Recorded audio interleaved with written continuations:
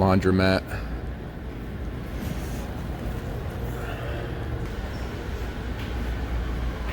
These are all clogged. These are all clogged. And then same on the other side.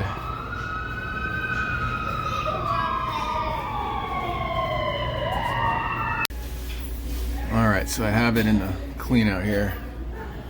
And it's holding water. So that's not supposed to be like that. So we'll snake it